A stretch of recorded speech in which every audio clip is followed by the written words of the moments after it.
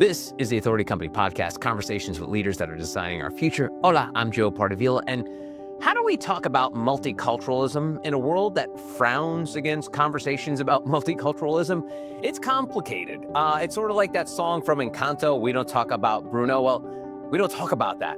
Well, imagine writing a book about that in 2025. That's the subject of our conversation today with Joycelyn David. She's the author of the new book, The Multicultural Mindset, Driving Business Growth in a Borderless Era.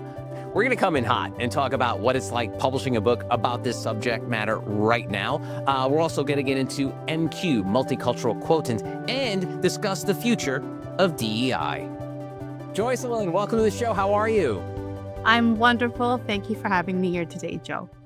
You're very welcome. Congratulations on the new book. And before we dig into it, I want to start with the world we live in now, and this sort of, without getting too political, but this war on DEI and diversity and equity and inclusion. And the reason I want to start with it is because it's so impactful, because I think we see the headlines and we see the talking points, but we don't really see how it's actually affecting things on the ground. And I want to share an example with you. So I have a client who works in the government space, and she shared with me a list of words that we can use in the content we create and words we cannot. And a lot of them are the ones I kind of just rattled off. And then there's more more innocuous words that are not allowed to be used in working with the government.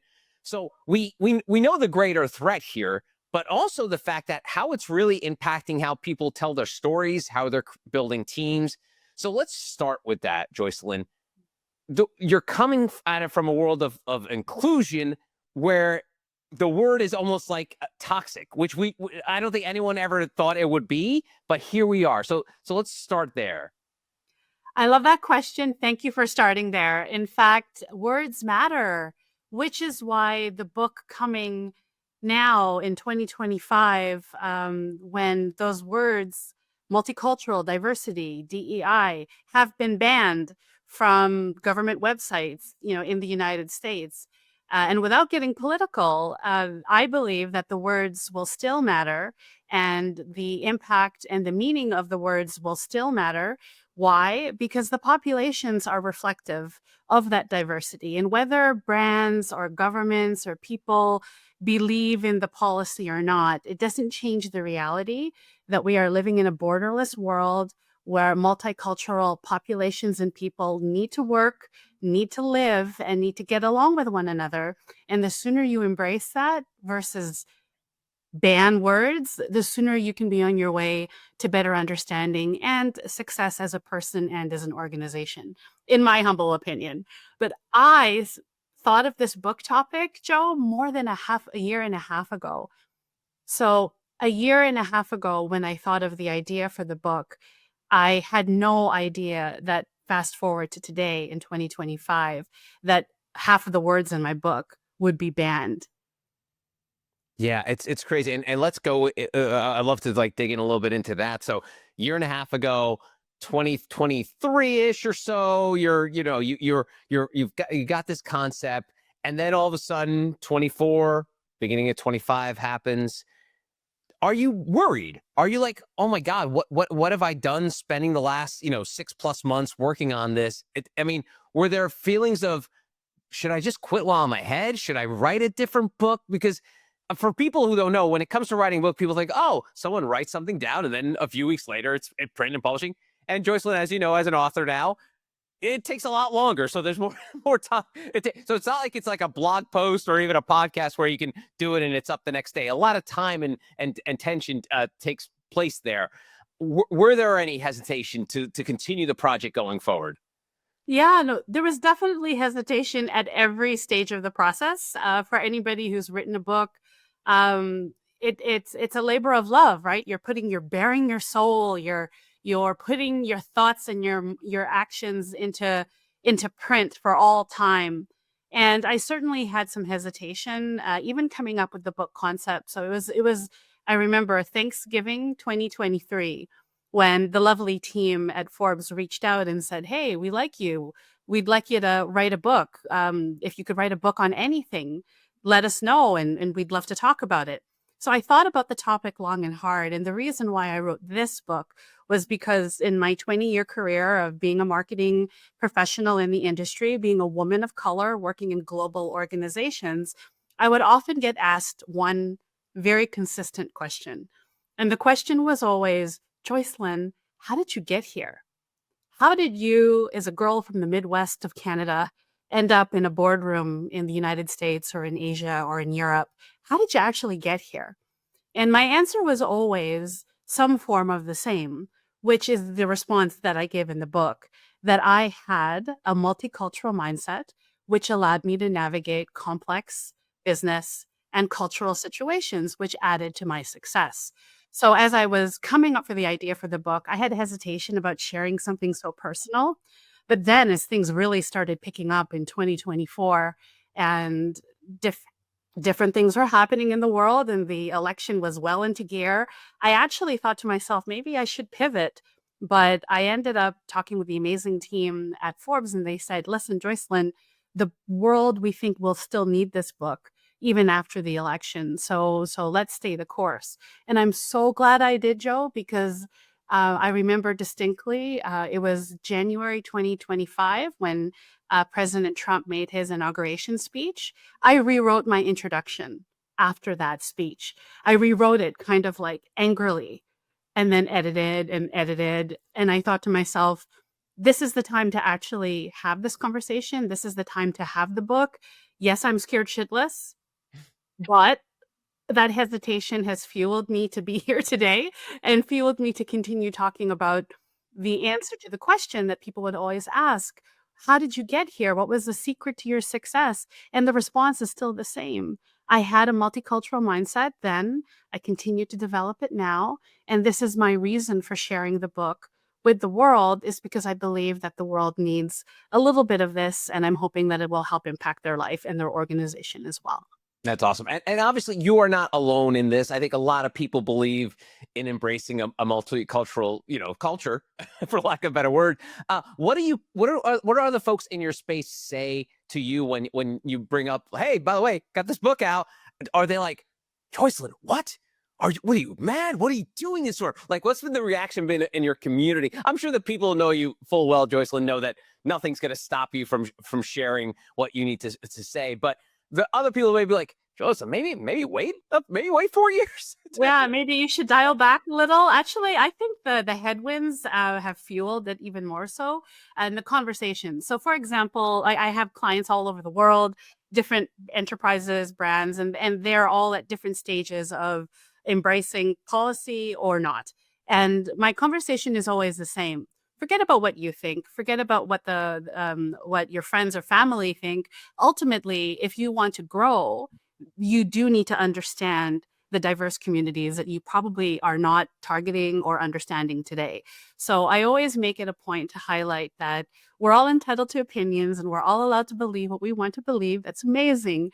But the trends of demographics, the trends of migration, the trends of culture moving at the speed of likes and clicks and faster than ever before, with the rise of AI, now merging with what I call the multicultural era, all of these things are only going to come into to be more important. And that's why the conversations I have are either one of two things. Joycelyn, don't stop what you're doing. Have these conversations, keep going.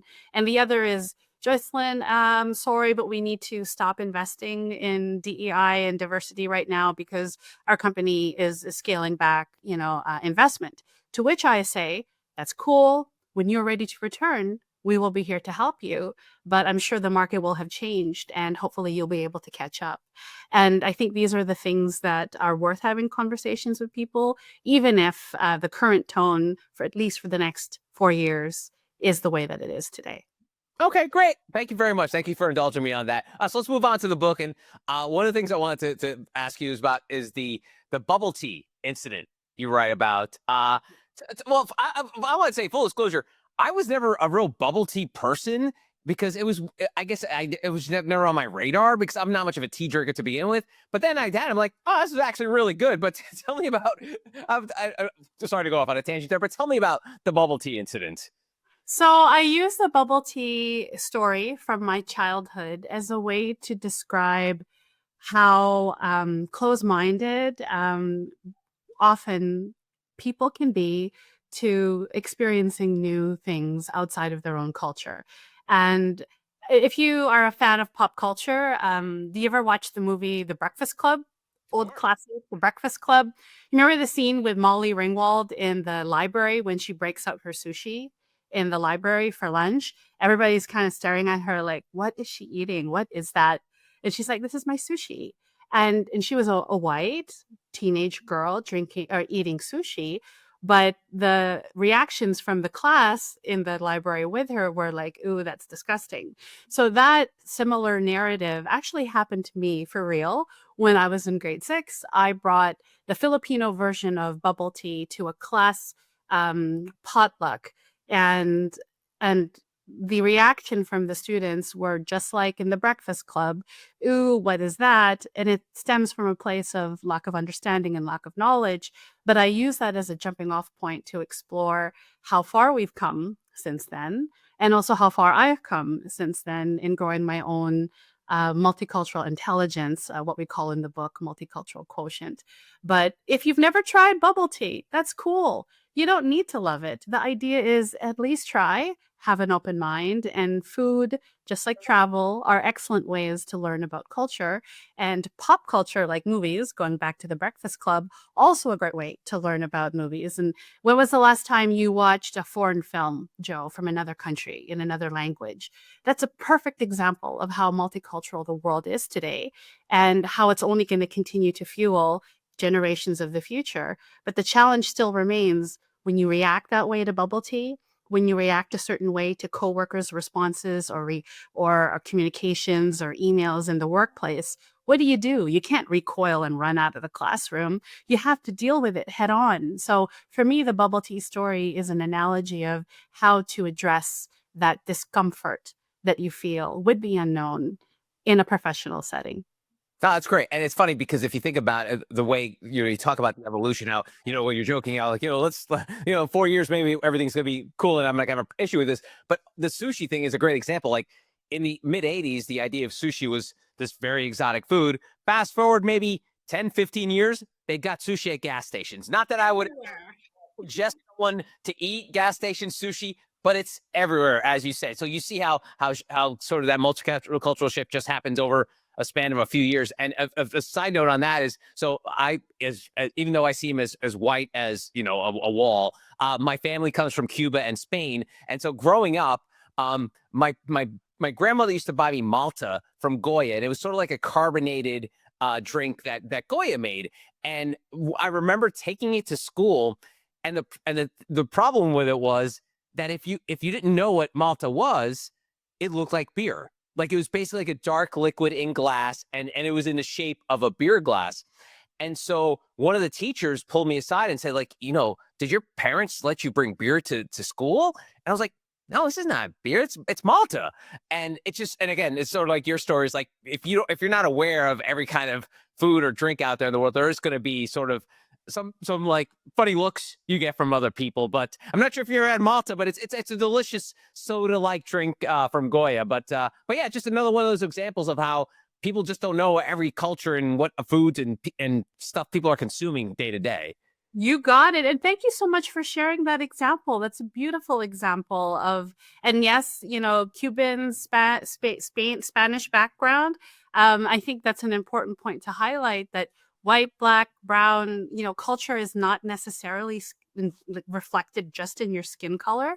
And Cuban culture, Spanish culture, standalone, unique, and amazing on its own. And that's something that I explore in the book too, Joe, which is, we want to go beyond skin color when looking at culture. And yes, food and travel are great entryways to that, but it really requires more immersion than looking at surface level, and really, maybe tasting that Malta to see, does it taste like Guinness? Does it taste like Malta? And I have had Malta before, which is delicious and super sweet. And it's funny, Joycelyn, I'm not sure if it's because I'm like the only kid of Latino descent in my friend group, but I remember, having heated debates like 8 years ago when people were like, couldn't understand how Latinos could support Trump. And I would joke, hey, here's a shocker.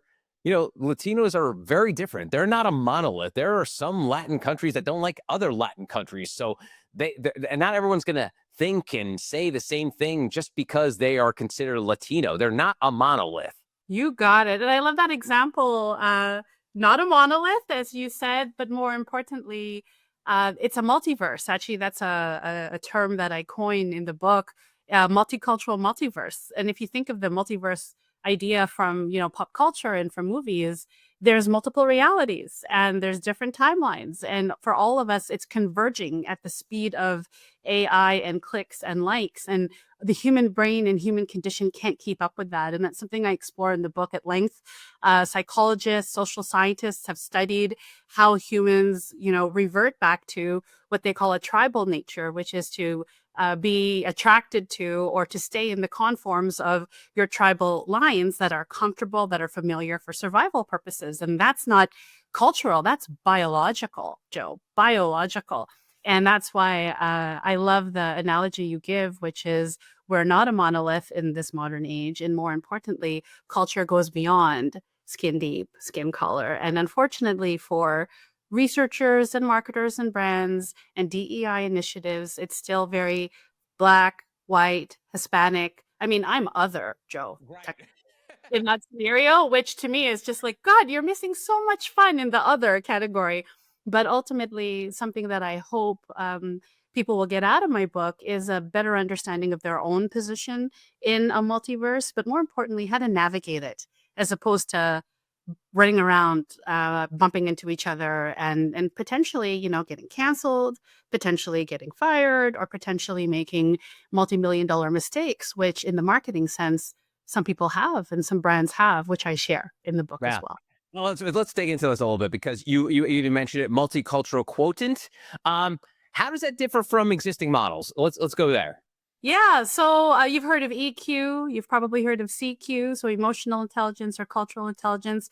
What I've done is I've taken the frameworks that are built on a lot of what is in cultural studies and communication studies today. But what I do is I make it a little bit more dynamic. A lot of the studies look at, this is Cuban culture, this is Chinese culture, and they look at it as isolated monoliths in a way. It's like they assume everybody from Germany is this type of culture, type of communication style. Everyone from the Philippines or China is of a certain style as well. And to some degree, not wrong, but it removes the fact that all of these cultures are oscillating and interacting constantly with one another. I don't know about you, but I've lived and worked in more than one country. I've studied and traveled to more than a dozen countries. How does that affect your multicultural quotient or intelligence?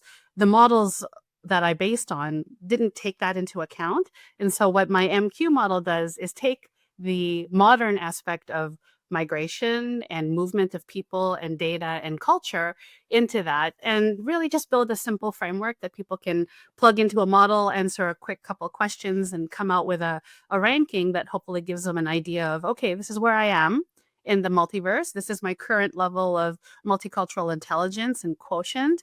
Now, what can I do to improve on that? And that's really what I focus on, which is building off of static models in a more dynamic and fast-moving modern world. That's great. And so, we in the world of business, we all love our acronyms and initials, and you got MQ and EQ. But for many, it's a 3-letter one. That's the most important. That's ROI. So what kind of ROI can companies expect from embracing this multicultural model?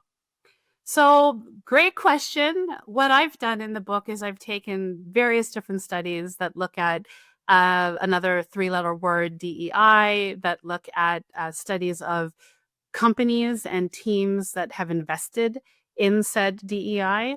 And there's a couple of key metrics that I think are important from ROI. The first is on people, because most businesses rely on people retention, people dynamics, people communication, no matter what industry you're in. Like you can AI the shit out of stuff, but ultimately the person who's cooking my food and giving my food when I'm ordering food is still, the last mile is still human. And cultural intelligence measured at frontline scenarios is largely ignored, right? And so I give the example in the book. Could you imagine going anywhere in the US and not finding Spanish speaking staff? at a retail location.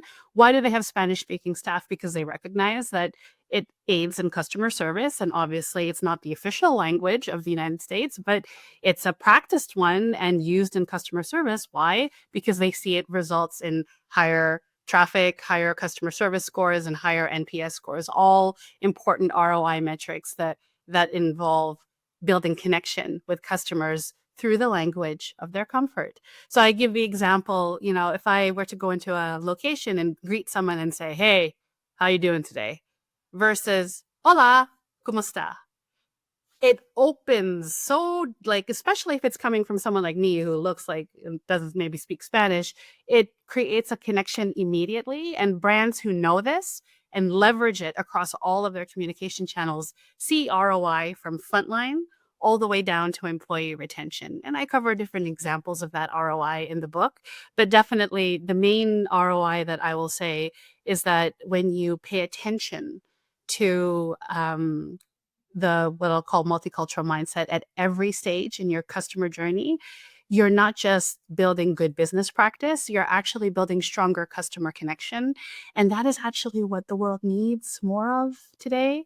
And I know AI may replace some roles in the future, but it will place, in my opinion, more emphasis on the human interaction component, even more so, because we're still humans, whether we like it or not. Yeah, no, it's great. And it's always fun too, because we hear the argument of, and you've probably have seen this many times, Joycelyn, in your life, is like when people get angry when people are not speaking English at an establishment or something like that. And I always look at it as like, can we just be kind and give each other grace? Like, just because someone doesn't have a grasp of the English language doesn't mean you can't be nice to them. So I know a lot of this falls on sometimes, like, and I'm a big proponent of the golden rule, like treat others as you want to be treated. It's like, it's amazing how kindness sometimes just escapes all of us. It doesn't matter what religion you're organized with or what political party you're part of, like the kindness part of it. And I think a lot of that runs through a lot of it, your multicultural mindset, right? Just starting with kindness.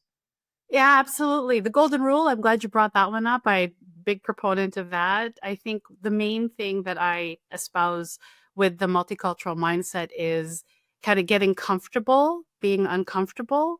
I share some of the examples in the book of, when my own cultural knowledge and intelligence was tested or I was called out. And actually, those are the moments where you actually learn the most. And actually, those are the times when you need to have difficult conversations. So somebody has to pull me aside and say, Joycelyn, that's not appropriate. You need to cover your head when you're in the temple. Here's what you need to know. And so these little interactions that I share from a Sikh ceremony at a temple in Vancouver, all the way to a Nigerian African community event in another city. I had no idea what I was doing. I was completely uncomfortable every single time.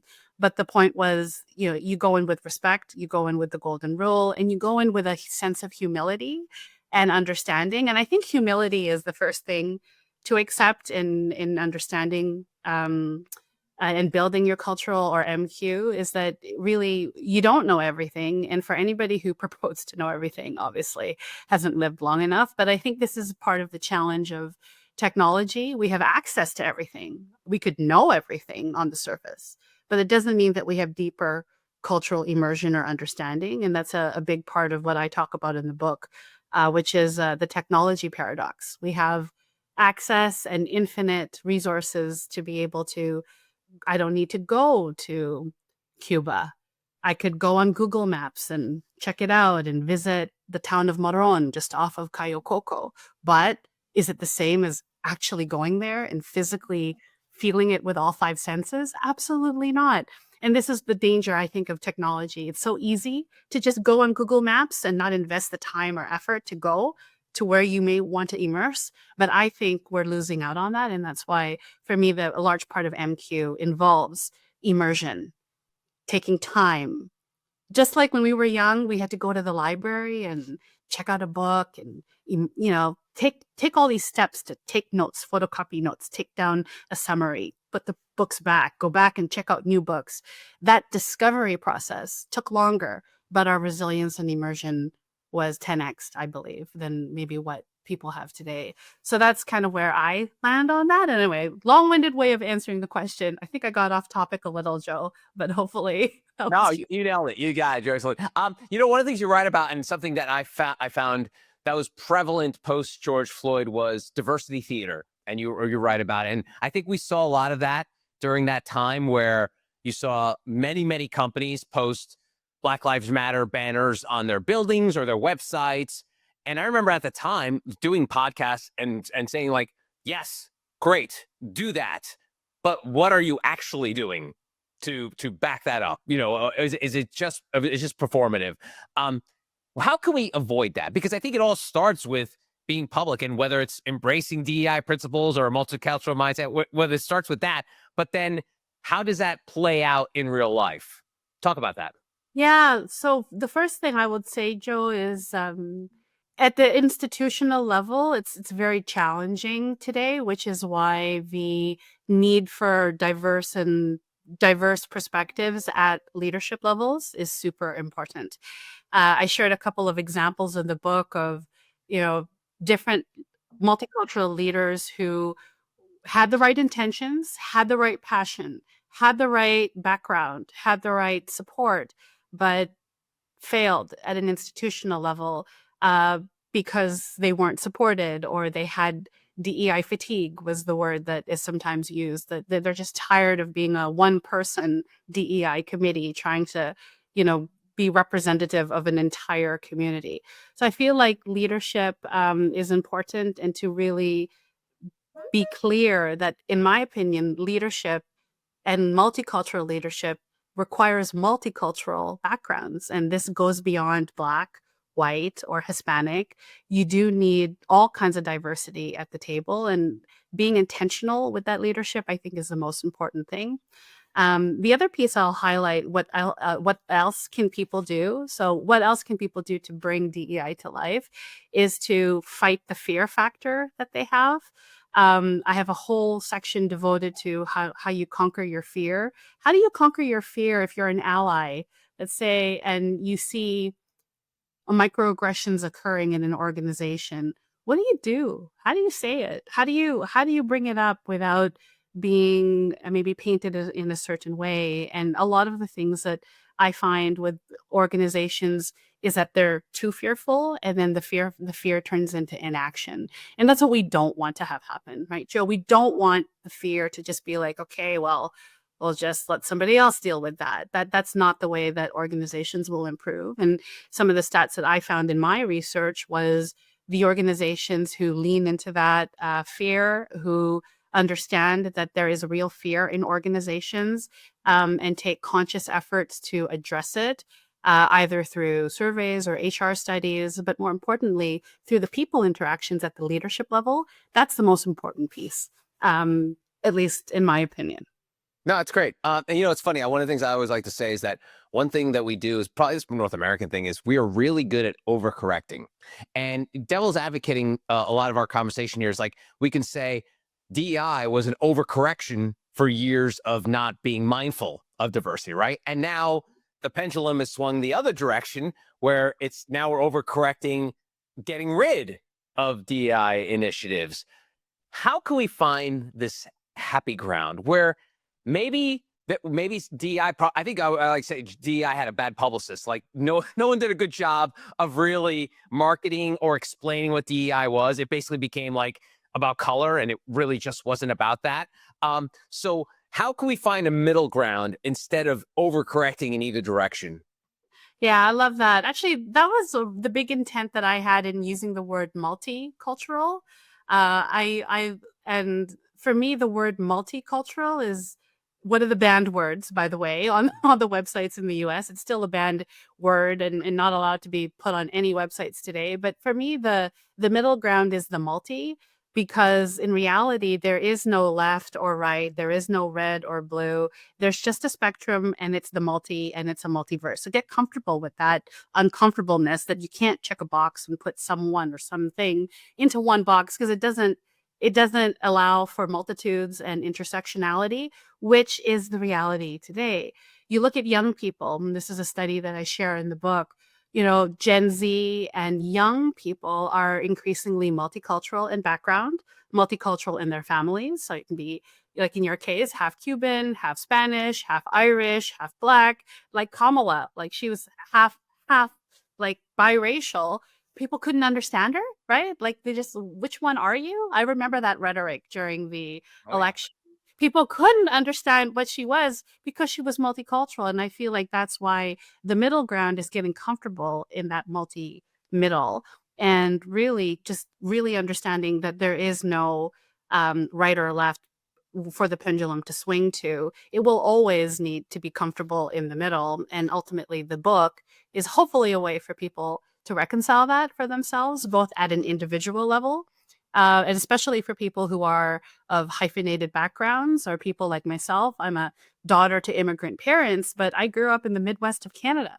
I had more Ukrainian and Polish friends and knew more about that culture than I did about my own. And I tell the story about the culture shock that I had going back to the Philippines for the first time. And I was like, I don't understand anything here, even though I'm technically and ethnically Filipino. So that's why the challenge of being comfortable with the uncomfortableness of multicultural middle, I think, is where the book is trying to comment on, and hopefully will be the answer to the pendulum landing in the right. It's funny too. You mentioned you talk about how when you had to go back to the Philippines after growing up in Canada. I remember when I was a kid, we visited Spain, and when I was in New Jersey, I was basically, I mean, even though my father was from Spain, I was really surrounded by mostly Latino kids. So the slang was like Latino slang, and so the word for small in Latino slang is chiquito.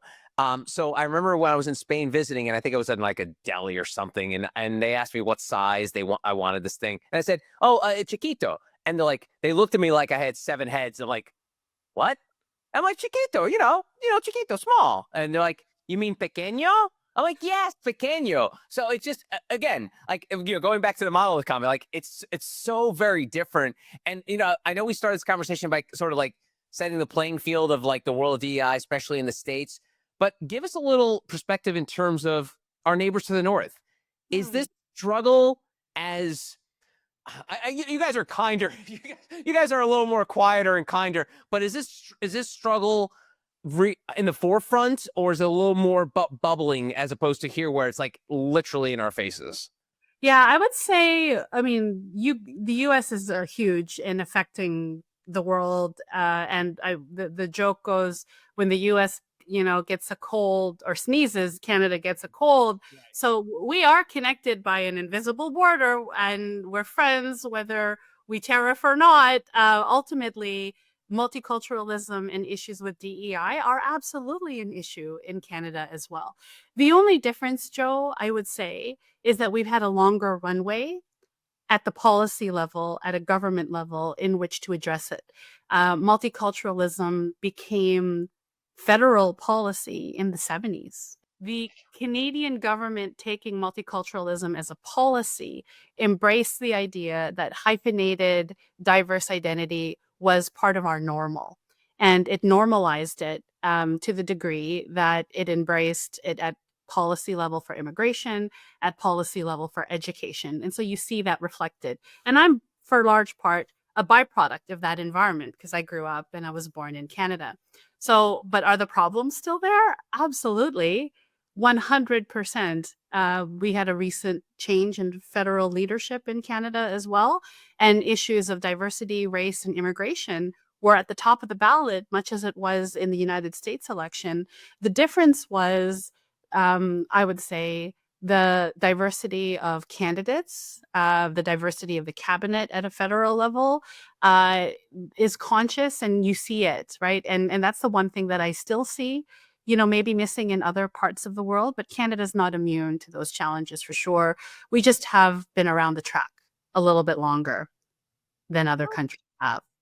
Okay, good to know. All right, Joycelyn, I like to wrap up these conversations by taking folks behind the dedication of the book. And you have a lengthy dedication mentioning members of your family, but you wrap it up by saying, finally, to everyone navigating between cultures, to those who question where they belong, to those who wondered if they're enough, to those bridging multiple worlds, this book is for you. Your ability to navigate multiple realities isn't a weakness, it's your superpower. Own it.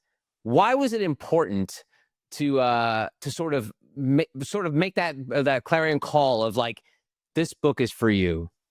Yeah, the superpower is kind of a nod to the multiverse, concept as well. That there is strength in the many, and there is strength in the multi. Which for me, the multicultural mindset is not just having one identity, one culture to inform you, but having many. Actually, just like math, you put in multiple inputs, and the output is that much greater. And I think we haven't valued that as such as a society. And so owning that superpower, not being ashamed of being a biracial woman running for election in the United States, or a biracial person of maybe multiple backgrounds, feeling like I don't really belong, but still feeling like you belong in either the world because you're able to connect and draw from all of that. I've seen and heard too many instances of people of color, but also even people who identify as white, who want to reclaim a sense of heritage and identity. And I feel that that's why, for me, owning that and seeing it as a superpower, not as a deterrent or as a detractor, is why I end that long dedication. I do have a big family that I needed to call out to, but that's why I ended it with the superpower piece, because I do see it as a superpower. And that was the reason why I chose to write the book. It is my superpower. It's how I got from the Midwest of Canada to now running two fast growing companies, in Canada, based in Canada. And I don't want anybody else to wait and have to learn difficult lessons that I did. So if they read the book, hopefully they'll see and identify with something and take something out of it and turn it into their own superpower as well. Awesome. The name of the book is The Multicultural Mindset, Driving Business Growth in a Borderless Era. Her name is Joycelyn David. Joycelyn, thanks so much for the time. I really appreciate it. Well, thank you. It's been lots of fun. And now I'm going to go look for some Malta. And that's going to do it for this episode. If you want to find out more information about Joycelyn and her other amazing authors, go to theauthoritycompany.com.